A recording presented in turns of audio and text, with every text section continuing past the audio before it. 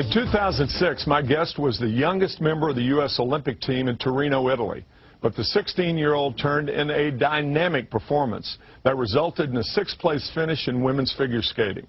That was only the beginning, however, because since then she has won both the World and American Championships and is perhaps America's best chance for gold in the 2010 Winter Games. Although she'll be an ancient, 20 years old? Yes. It's my pleasure to welcome Kimmie Meissner. 20 years old. That sounds old to me. You're in college now, right? Yeah. University of Delaware? Yep. How in the world do you juggle college and doing what you do as one of the top figure skaters in the world? I mean, it's tough because there's so much more work and you have to be all responsible and everything. But I don't know, it worked out. My teachers are very understanding and they really just, they were like, we'll give you your exams when you get back. So in a biology major, right? Exercise science. I flip-flopped. I change it all the time. Oh, you have. So you took a light load, right? Yeah.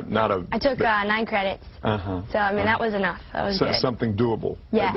You obviously study when you're on the road and everything, and you're on the road all the time. I'm on the road all the time. Yeah, I always bring my books, I'm going to study it, all the time. But sometimes when you're getting ready to compete, you're kind of just thinking of that. You're not really thinking about, math or something, But I always have it with me so that in case I want to. What a heady experience to have experienced everything you've done at a very young age. I mean, your 3 brothers, all older brothers? All older. Right? Yeah. Played ice hockey, right? Yeah. And since you didn't want to play ice hockey, you decided to be a figure skater. Right. Why?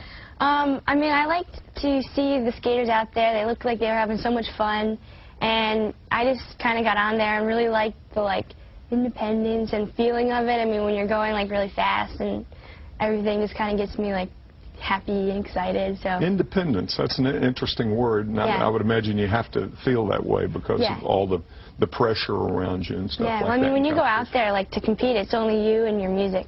You talked about music with the attitude and stuff like that. Before we get into your choreography, your weight training, and all of those things, you started as a novice, right? Right. What are the I mean, for those of us that don't know a lot about figure skating, about the technical part of it, what are the age rankings for a novice? Well, when I was novice, I think I was 12. So I mean, you got girls around that age, and then junior was 30. I mean, you just junior's get from 14 to 17 or something like that. Yeah, you can stay in there for you can stay back a year. You don't always have to move up to the next level, and you can pretty much stay in there. I think for 3-4 years. Depending upon how old you are already. So, I mean, then seniors, you see them anywhere from, there's seniors in there now, 14 and up, so you can be any age. Well, you started when you were 6, so there's that age from the time you were 6 to 12. When did you decide to take it that step further? I think I just really realized, I love this, and I just wanted to work really hard at it.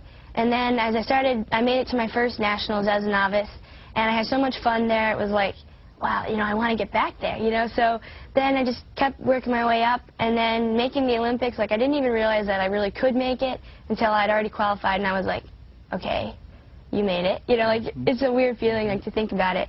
So, I mean, a lot of times I just kind of go out there just to skate, and then the results just follow. And let it flow. Well, a lot of good things have followed Kimmie Meissner, and we'll be back to talk more with Kimmie right after this. Chevrolet's Tim McCarver Show is brought to you by Chevy, an American Revolution. You can applaud at home, too. Kimmie Meissner, champions on ice, and we think this is San Jose, California. Yeah. But I guess all rinks look alike after a while. Yeah, they all look alike because, I mean, they always set it up the same with the lights going around and the banner, so honestly, I can't tell you where that is. There is nothing more dramatically magnetic to a viewer's eyes than figure skating. You know that, don't you? I think, people like to watch skating because it's athletic and graceful at the same time, and I think it just, it's always nice to watch. You obviously make it look easy, and I guess that's part of the grace and athleticism of somebody who's worked so hard. But talk about, if you would, your work and like that, and then we'll talk about the music composition. Well, I mean, I work a lot. I do like 3 hours on the ice and then 2 hours off the ice. This is funny. I just wrote a paper about this, like whether or not figure skating is a sport. Huh. You know, because it's always put in there. You wrote it for college? Wrote it for college, yeah, for my English class. And I was talking about like what I do for skating. So I do that, and then I work out for like 2 hours. And then like our long programs are like 4 minutes, and it might not seem like a really long time, but it is. I mean, you're constantly moving. There's no time to stop and breathe. So you really have to train it like every day. You know, so I mean, it's physically demanding and also mentally. So. What was your conclusion in your paper? That figure skating was a sport? Oh, yes. I mean, I argued, it absolutely I mean, is. come on. Yeah, I argued this down to the very last thing. And my teacher was like, this sounds like it's going to be a pretty good paper. I was like, it's coming from me, you know? Yeah. Who would argue otherwise? I know. I mean, seriously. I mean, I guess they consider, since we're, you know, you see skaters out there and they're all, you know, dressed up with, like, sparkles and their hair's done and a lot of makeup, that it's not as hard, you know, as it might seem. And plus, we make it look easier than it really is because we train it so much. But, I mean, it is very hard. You're landing on, I think it was 4mm wide piece of steel, and they're sharp, so you can like easily cut somebody's hand off, you know, stuff like that. So I mean, it's razor difficult. sharp. Yeah, razor very sharp. And coming down from like a jump is like, you know, the impact is like grueling. I think I've asked Sasha Cohen this question when she was on the show. About loneliness with the training by yourself and stuff like that, trying to keep you know, where do you find the incentive to keep going? Because, you know, the Olympics once every 4 years. I know the nationals in the world and all that to keep you competitive, but how lonely is it sometimes? I mean, sometimes you know, you get frustrated, like anything. It'll be like, you know, you start sitting there going, you know, gosh, I have to do this for how much longer, you know, or something. But I think ultimately, if you like really want to do something, it just gets you through it, you know, and then it doesn't seem so hard and so bad, especially if you really love it. Like. And you realize in competition that you're so happy that you trained to get to this point. Yeah, when you're out there and you're like, you know, getting through your long program very easily, it's like, whew, I am so glad I put in those hours. You know, I mean, for me, I've always been, if I feel like if my training is really good, then I'll feel very comfortable out on the ice. So I like to know that, you know, I've worked hard. Do you have different coaches, like a trainer for weightlifting and stuff like that?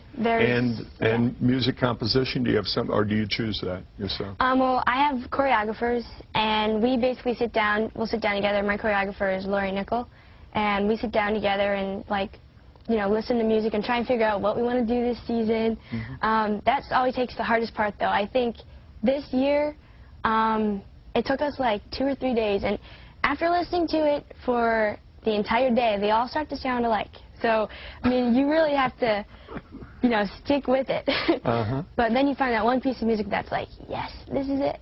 So that's always the hardest part for me, though. I would imagine a slower song, I mean, believe me, I have no clue, but I would imagine a slower song would be harder to select than one with attitude, as you say, right?